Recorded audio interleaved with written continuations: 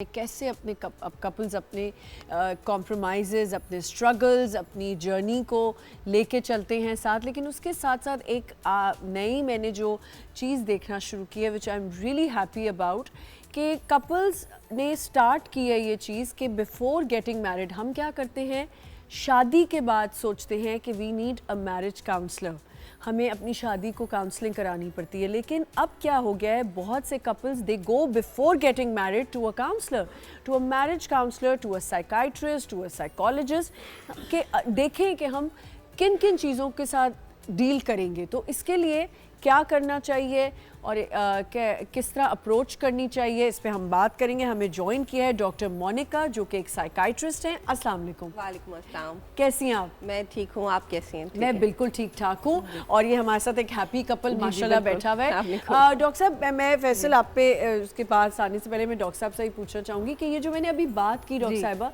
कि अब ज़रा ट्रेंड चेंज हो गया है, थोड़े चेंजेस ये आए हैं, क्या आपने देखा है ये कि मैं सही बोल रही हूँ कि लोग अब मैरिज से पहले जाना शुरू हो गए हैं? प्री मैरिटल काउंसलिंग अब हमारे यहाँ बीइंग वेरी, अगर आप जो है हमारी सोसाइटी की बात करें तो अभी भी काउंसलिंग उस तरह बहुत ज़्यादा मैरिटल काउंसलिंग इतनी ज़्यादा नहीं होती। ठीक है। कुछ एक तबका है मखसूस किस्म का जो लोग आते हैं जिनके अंदर अवेयरनेस है एंड जो आइडेंटिफाई करते हैं और फिर वो इस चीज़ को परसू करते हैं कि हाँ भाई हमें किसी थेरेपिस्ट की ज़रूरत है या हमें नीड है। प्री मैरिटल काउंसलिंग बहुत कम है, लेकिन देयर आर सर्टन कपल्स जो कि let's suppose they are in long term relationships या फिर इंगेजमेंट्स हुई है, और इवन ये भी होता है कि माँ बाप लेकर आ जाते हैं कि भाई इनकी तो शादी होने वाली है and they are not getting along. तो जो है वो इस वजह से कि आप देखें कि क्या इश्यूज हैं या प्रॉब्लम्स हैं। क्योंकि मुझे ऐसा लगता है कि जब अब फैसल लड़के लड़कियां, जब शादी पहले होता था कि हमें ये बातें ही नहीं पता होती थी, लेकिन अब लड़के लड़कियां कोल्ड फीट होने लग जाते हैं, कमिटमेंट से डरने लग जाते हैं। जैसे जैसे शादी का टाइम करीब आता है ये ऐसा होने लग गया है कि लोग एकदम से बैक ऑफ कर जाते हैं, विच इज़ नॉट गुड, कि फैमिलीज पे क्या एकदम से ट्रॉमा आ जाता है। फैसल, आपकी शादी को कितना अरसा हो गया? क्या 10 साल हो चुके हैं? 10 साल माशाल्लाह, एक बहुत बड़ा टाइम है। 10 साल तो वैसे ही कहते हैं ना इन्वेस्टमेंट के होते हैं, उसके बाद आपको प्रॉफिट मिलना शुरू करता है। लेकिन मुझे बताएं फैसल, जब शादी हुई थी क्या चीज़ें दिमाग में थी? आपकी लव मैरिज थी? No, pure arrange marriage. यही मैंने देखा भी नहीं था, मेरी मम्मी ने देखा था। अच्छा, मम्मी की पसंद से। ना करिए। हाँ, मैं उन दिनों ऑस्ट्रेलिया में था जब मैं हमारे रिश्ता। अच्छा। तो जब शादी होने वाली थी तो क्या दिमाग में चीज़ें थी, क्योंकि यंग एज में शादी होती है, आपको पता नहीं होता। हमना अभी आप कह रही थी ना काउंसलिंग, सही काउंसलिंग सबसे पहले लड़की को की माँ को लड़की की करनी चाहिए और बेटे की माँ को बेटे की करनी चाहिए, क्योंकि घर से होना चाहिए, ना कि हमें किसी जाना पड़े बाहर किसी से हेल्प लेने के लिए। अगर घर से बचपन से आप माँ हमें बताती रहे, जैसे मेरी अम्मी ने मुझे बताते, अरे मैं अगर मिकाइल को अभी से बता रहा होता हूँ छोटी छोटी चीजें, क्योंकि वो स्लो पॉइजन की तरह बचपन से मुझे देख रहा है। एक और चीज ऐड कर दें, ये गलत आपने कहा कि माँ को करना चाहिए, बाप को बेटे को ज्यादा समझाना चाहिए। नहीं, माँ बाप दोनों, माँ बाप, मेरा मतलब है माँ बाप, हाँ घर से। जैसे अब हम अपने बच्चों को अभी से बता रहे हैं, अभी छोटे हैं दोनों, लेकिन वो बचपन से मुझे देख रहा है कि मैं किस तरह अपनी वाइफ को हेल्प कर रहा हूँ चीजों, तो उसने वही करना है, उसने वैसे ही करना है, क्योंकि वो अपने बाप को बचपन से देखता हुआ आ रहा है। अगर हम बचपन से उसको बहुत स्पेशल बना के पेश करें और बेटी को अलग, तो वो फिर वो वही वाला एनवायरनमेंट घर में देखेगा तो वो वही अप्लाई करेगा। और घरों में अक्सर ये भी होता है मर्द हजरात काम नहीं करते, लेकिन मैंने अपने घर में देखा, मेरे मैके में भी इतने बॉयज काम नहीं करते, लेकिन मेरे अपने ससुराल में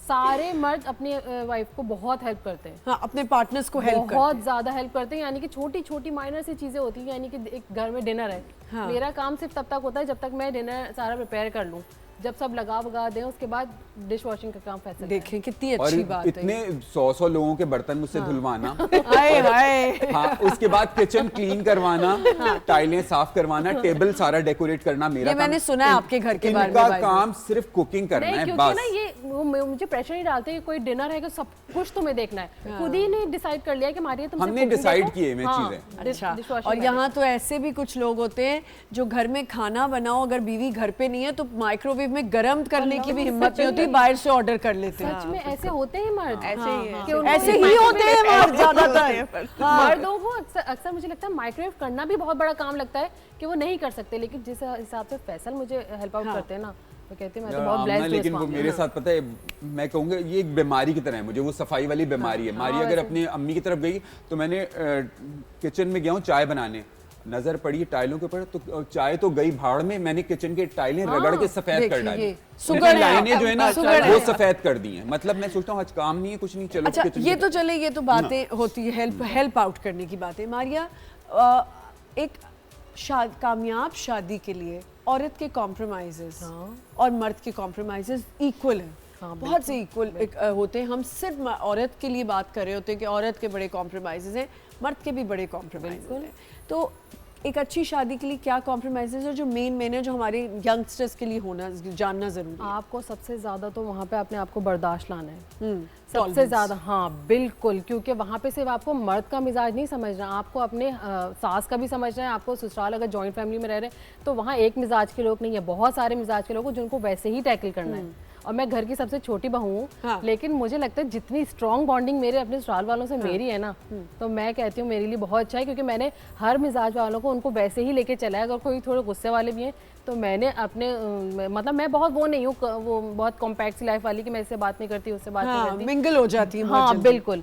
तो मुझे भी लगता है कि जो नहीं भी बोलते थे ना हमारे घर में, वो अब हम तो बात ऐसे कंफर्ट लेवल आ गया है कि जिन लोगों से इनके बहन भाई बात करने से पहले 100 बार सोचते हो, मुझसे बड़े चिल होकर बात करते हैं। तो मुझे लगता है वैसे मर्द के क्या कॉम्प्रोमाइजेस हैं जिसमें सोचना आपको 2 मिनट पड़ा? हाँ बताएं।